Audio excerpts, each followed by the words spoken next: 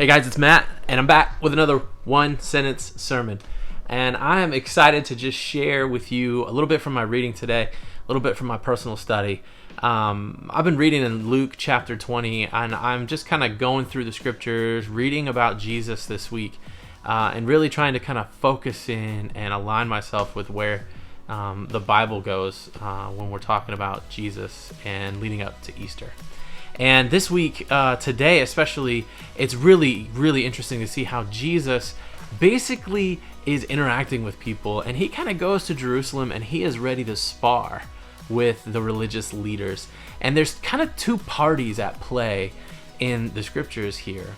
You have the Pharisees, who are all about the law, who are all about doing things right and looking good in front of people and making sure that you follow every letter of the law to the T. And then you have the Sadducees, and the Sadducees are kind of these skeptics. They're kind of these guys who have these doubts, and they actually oppose a really important theological viewpoint, and that's the resurrection of the dead. They don't believe that anybody comes back to life.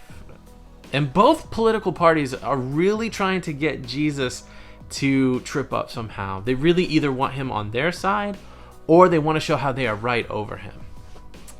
And the thing that I really took away from today's reading is this: Jesus doesn't give them the satisfaction. Jesus doesn't toe any party lines.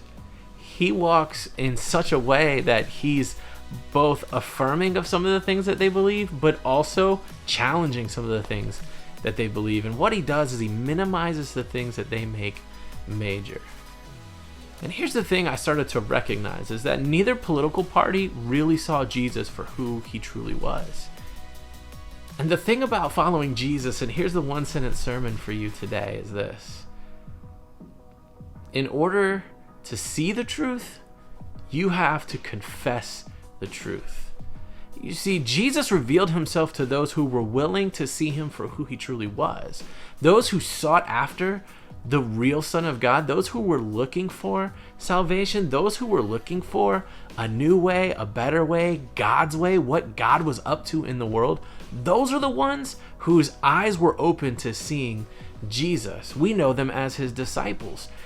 You know, we talk a lot about in the Gospels how there were 12 disciples, but it turns out there was hundreds of people who knew about Jesus and were searching for who God was working in looking for the Messiah. So today, I want to encourage you in this: confess the truth about Jesus. Begin to admit to yourself that Jesus just might be the Son of God. Because if you confess the truth about Jesus, you'll start to see the truth about who Jesus really is.